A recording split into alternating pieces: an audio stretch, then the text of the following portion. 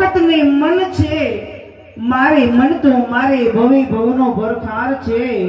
કારણ કે માંગણા એ ચોરીના 4 ફેરા કરી પોતાનું વચન પૂરું કર્યું છે અને હવે હું મારું વચન પૂર્ણ કરીશ. કારણ કે આ વડ મારું સાસરું ને આ વડ મારો પિયર છે બાપુ, આ વડ મારું પિયર છે. નહીં બેટા પદ્મા, હવે ખોટો કલ્પાંત છોડી દ્યો. સુખેથી આ વણિકના વેલડામાં બેસો. કારણ કે પ્રેત યોનિના ભડકા તમારાથી સહન નહીં થાય. સુખેથી આ વણિકના વેલડામાં બેસી જાઓ. નહીં બાપુ, વણિકના વેરડામાં તો હું ક્યારેય નહીં બેસું. કારણ કે ધન દોલત ની સાહેબીની મારે કોઈ મોહ નથી. હું તો વરી ચૂકી છું મારા વાળાને.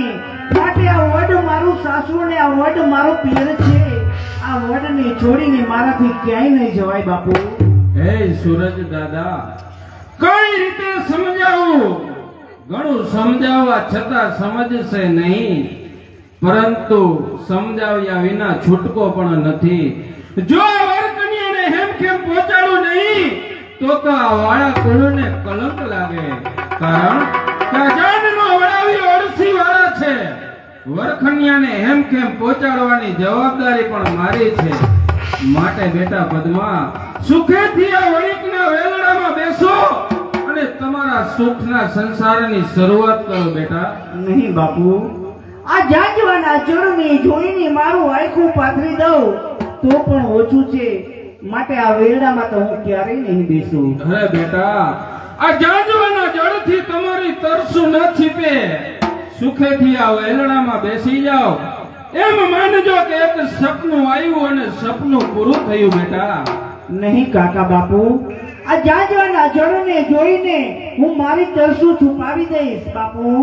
કારણ કે મારા પાઘડીનો પહેરનાર જ્યાં સુધી વાળા કુળનું મને વચન છે અને મને કહીને ગયા છે કે પદ્મા, જ્યારે જ્યારે તને જરૂર પડે મને યાદ કરજે. આ વડ નીચે તને મળીશ. માટે બાપુ, હું આ વણિકના વેરડામાં તો ક્યારે પણ નહીં બેસું. હે સૂરજ દાદા, મારી લાજ રાખજે. કારણ કે હું પદ્માને પણ જાજુ કહી શકું એમ નથી.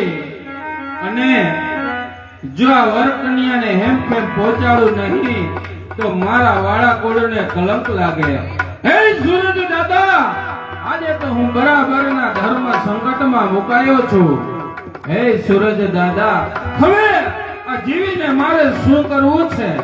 માટે ચાલ ચાલ, હું અહીંયા મારા પ્રાણનો ત્યાગ કરું છું.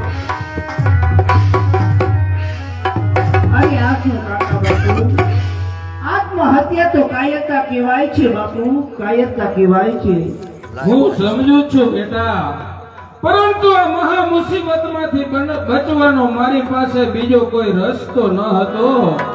માટે મને માફ કરી દે બેટા. હું તારું વચન નિભાવી ન શક્યો. મને માફ કરી દે બેટા. હે દાદા સુરજ, વાળા કુળની માકડે મારે માથે એક હાથ હતો કાકા બાપુનો. આજે એ પણ મને છોડીને ચાલ્યા ગયા છે. માટે હે માં આશાપુરા, આજ તારી દીકરીની પ્રીત તારા હાથ છે. મારી રક્ષા કરજે માં, મારી રક્ષા કરજે.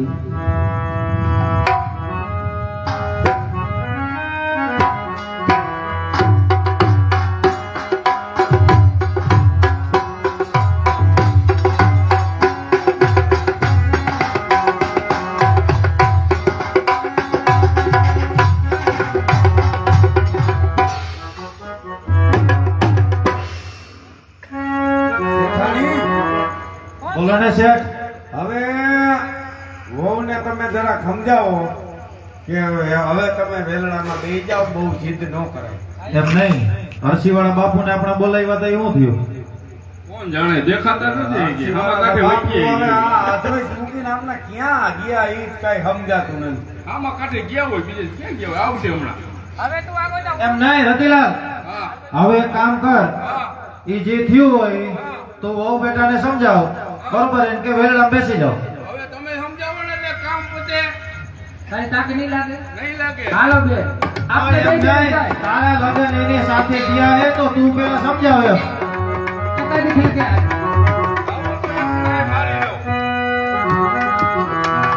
અને આમ જો બહુ ખારો થઈને ન કઈ કહેતો. सात सुरों का बहता दरिया વહુ વેલણામાં બેસી જાવ ને. મમ્મી બોલ. જેમું જેમું કહું છું જો રકા. તને સમજાવતા જ નથી આવડતું પછી ડોર જ કાઢે ને એમ. અરે ભાઈ શા માટે મારું અપમાન કરું છું?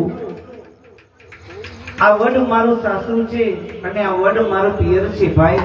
એનો વેરડો સાનો વેરડો ભાઈ. તમે મારાથી દૂર રહો ને તો સારું છે ભાઈ. બહુ પહેરી હવે માસી આને કોકને ભાઈ ની કેસે ચડાવી દીધી. તારાથી નહીં સમજે નહીં સમજે. તો પછી હવે છેલ્લો રસ્તો રહ્યો આપણી આગળ. जबरदस्ती આને બાવડું પકડી અને આપણે વેલડામાં બેસાડી દે, બીજો કોઈ રસ્તો જ નથી. હવે બે બેનું થઈને સમજાવો જો સમજે તો સમજાવવાનું હવે થતા જ નથી. હવે એને વેલડામાં બેસાડજો. હા તમે બહુ સમજી જાઓ 7 લાખ રૂપિયાની પથારી બેંક નાખી તા ડીજે વાળાને દેવાન બાકી છે હજી. તો હામા કાઠે કરી કરીને રૂપિયાની દેવાઈ ગયો. એ બાવળાભાઈ રોજ ઉઘરાણી કરશે આપણે હું સમજ